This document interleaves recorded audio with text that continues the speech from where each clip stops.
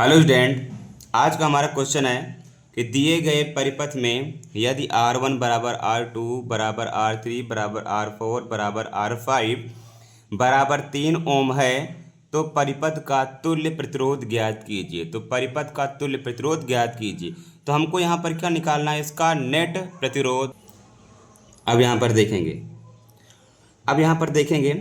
हम यहाँ पर प्रतिरोध, क्योंकि प्रतिरोधों का क्रम देखना बहुत जरूरी है कि ये समांतर में जुड़े हुए हैं कि श्रेणी क्रम में जुड़े हुए हैं।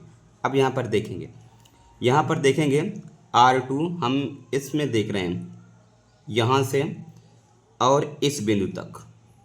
अब यहाँ पर देखते हैं R2 और R3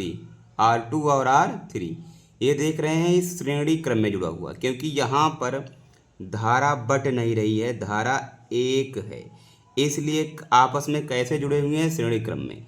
तो श्रेणी क्रम के लिए क्या होता है, R बराबर R2 और होगा R3। तो R बराबर R2 हमारा क्या है 3 और R3 हमारा क्या है 3।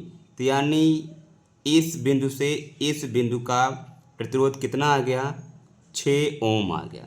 अब देखते हैं इसका पूरा 6 ओम और ये R4, यानी R4 और ये वाला, इसको हम क्या मान रहे हैं, R डैश मान रहे हैं, R4 और R डैश। अब ये दोनों देखते हैं आपस में कैसे हैं, आपस में ये समांतर क्रम में है। तो इसके लिए हमारा प्रतिरोध होगा 1/R बराबर R4 प्लस R डैश। अब यहाँ पर देखेंगे तो 1/R, R4 का मान कितना है, क्योंकि तुल्य ये बराबर है तो इसका मान कितना है 3 ओम है। तो 1/3 यहाँ पर बराबर हम 3 लिख दे रहे हैं, 3 ओम। और प्लस में R डैश का मान कितना निकला है 6 ओम, तो 1/6। अब इसको सॉल्व करेंगे तो 1/R बराबर कितना आएगा, 3 और 6 का एलसीएम कितना होगा, 6 होगा।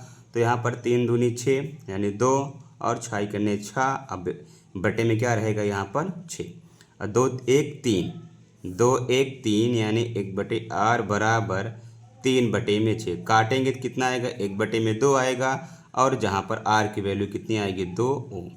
यानी अब इस बिंदु से इस बिंदु तक पूरा ये त्रिभुज जो दिखाई दे रहा है, इसका नेट रेजिस्टेंस आ गया है हमारा 2 ओम। कितना आ गया है, 2 ओम। अब हम देख रहे हैं कि इसका पूरे का 2 ओम आ गया है। बाकी यहाँ पर देखेंगे अब यहाँ से चल रहे हैं यहाँ तक और यहाँ से आ रहे हैं हम इस बिंदु तक। तो ये देख रहे हैं पूरा एक ही धारा से जुड़ा हुआ है और इसका हमने रेजिस्टेंस निकाला है 2 ओम और बाकी सब एक ही धारा जुड़ रहे हैं, यानी सब जुड़ रहे हैं श्रेणी क्रम में। तो उसके लिए क्या होगा, R बराबर होता है R1 R2 R3 dot dot so on. अब यहाँ पर सारे प्रतिरोधों को जोड़ेंगे तो यहाँ पर 3 ओम है तो यहाँ पर 3 लिखेंगे। अब इस त्रिभुज का प्रतिरोध कितना निकल के आया है, ये निकल के आया हमारा 6 ओम।